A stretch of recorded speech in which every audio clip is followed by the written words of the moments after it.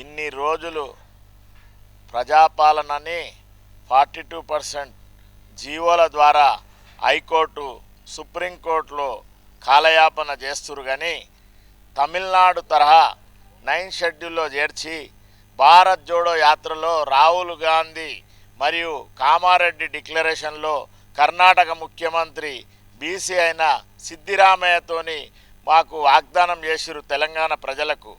మేము 42% అనేది తప్పక ఇంప్లిమెంట్ చేస్తాము.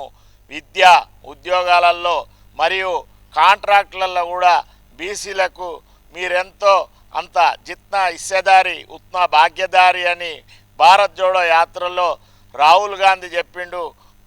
కొంగర కలాన్లో కూడా సోనియా గాంధీ సమక్షంలో ఏఐసిసి అధ్యక్షులు మల్లికార్జున ఖర్గే గారు మరియు తెలంగాణ ఇచ్చిన తల్లి సోనియా గాంధీ గారు, రాహుల్ గాంధీ గారు ఇంతమంది మాటిస్తే 2.5 కోట్ల బీసీ జనము ప్రజాపాలన వస్తుందంటే ఆశపడి మాకు రిజర్వేషన్ దక్కుతుంది, ఉద్యోగాలల్లో విద్యలో అన్నిట్లో సమానంగా చూస్తారని నమ్మి కాంగ్రెస్ ప్రభుత్వాన్ని తెస్తే బీసీల పరిస్థితి జీవోలతోని పబ్బం గడుపుతూ మాకు ఏ పరిస్థితి తెచ్చిండ్రో, ఏ విధంగా బీసీలను అవమానపరుస్తుండ్రో ఇప్పుడు బీసీ మంత్రులకే దిక్కులేదు.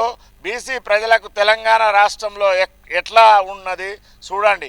అందుకే వార్డు మెంబర్లు కానీ సర్పంచులు కానీ ఇన్ని కులాలు ఉన్నాయి, అందరము ఐకమత్యమైనము.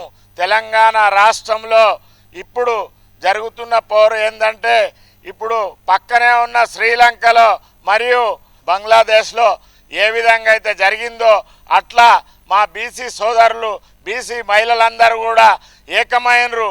దీన్ని సాధించే దిశగా చట్టసభలో పెట్టి పార్లమెంట్లో పెట్టి 9 షెడ్యూల్లో చేర్చినప్పుడే చట్టం అవుతుందని మామూలు పిల్లల్ని అడిగినా కూడా మా యువకులను ఎవరిని అడిగినా కూడా అర్థమైంది.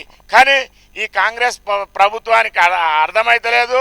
ఈ జీవోలతోనే పబ్బం గడుపుతుర్రు. ఇప్పుడు మేము ఊరుకునే పరిస్థితి లేదు. రేపు బంద్ జరుగుతుంది.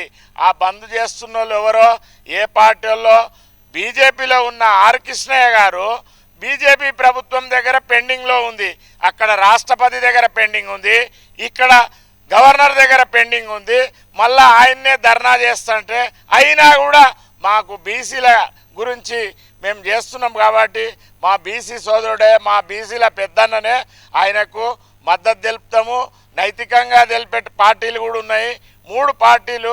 బీజేపీ పరిస్థితి అట్లుంది, బీఆర్ఎస్ పరిస్థితి ఏ విధంగా ఉందంటే నైతికంగా అసెంబ్లీలోనేమో మద్దతు తెలుపుతారు, సంపూర్ణ మద్దతు అంటారు, బయట వచ్చేమో నైతిక మద్దతు అంటారు. ఇక కాంగ్రెస్ పార్టీ అయితే ప్రజాపాలన అని బీసీల గొంతు నొక్కి ఇప్పుడు ఏ మంత్రి పోర్టుఫోలియోలు ఇచ్చిరో మా బీసీ మంత్రులకు మీరు చూడండి. బర్రె గొర్రె ఇటువంటి మంత్రి పదవులే ఇచ్చిర్రు. బీసీ మంత్రి అని ఇచ్చి ఎవరి దగ్గర బడ్జెట్ లేదు. బీసీలకేమో కామారెడ్డి డిక్లరేషన్లో ఏం చెప్పిర్రు, మీకు సమానమైన వాటా మీరెంతో అంత బడ్జెట్లో కేటాయిస్తామన్నారు. కేటాయించడమేమో బాగానే ఉంది, ఖర్చు పెట్టే వరకు బీసీలకు ఏం లేదు.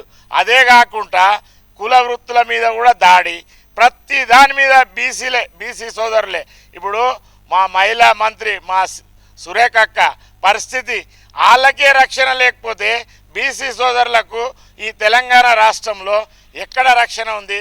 42% అనేది మాకు ఎక్కడ చెందుతుందనే నమ్మకమే కనబడతలేదు.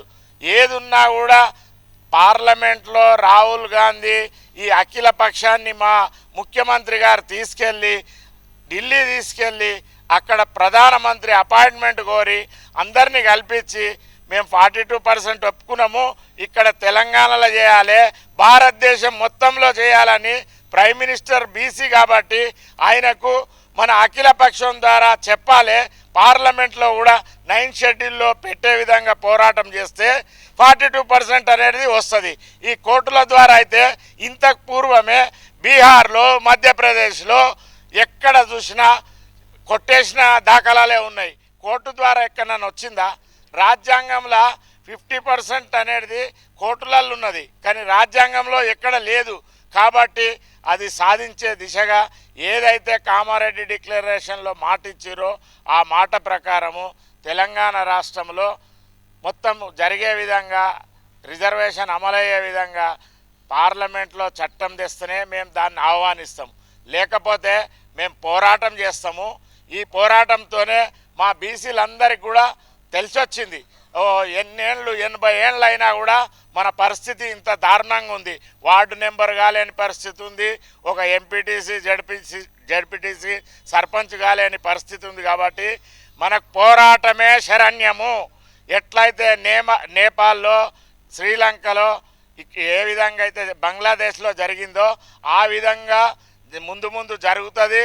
4-5% ఉన్నోళ్లకు 80 ఏళ్ళ సంధి రాజ్యం వాళ్ళే ఏలుకుంటా, పత్రికలల్లో వారే, కాంట్రాక్ట్లల్లో వాళ్ళే, పెద్ద పెద్ద హాస్పిటళ్ళల్లో వాళ్ళే, ఎక్కడ చూసినా అగ్రవర్ణాల రాజ్యమే. ఏ బిజినెస్ అయినా వాళ్ళ చేతులనే. ఎంతసేపు ఈ ప్రభుత్వం వచ్చింది అంటే కాంగ్రెస్ ప్రభుత్వము బీసీలను అనగదొక్కే దిశగానే ప్రయత్నం జరుగుతుంది. కాబట్టి మీ మీడియా సోదరులందరూ కూడా మా బడుగు బలహీన వర్గాలందరం ఐకమత్యమైనము. మేము పోరాటానికి, రాజ్యాధికారానికే రేపు పిలిపిస్తున్నాము. ఈ బంధుకు కూడా మేము కూడా మా బీసీ సోదరులే తలపెట్టారు కాబట్టి మేము సంపూర్ణంగా మద్దతు ఇస్తాము. రేపు బంధుకు పిలిపిస్తున్నాం.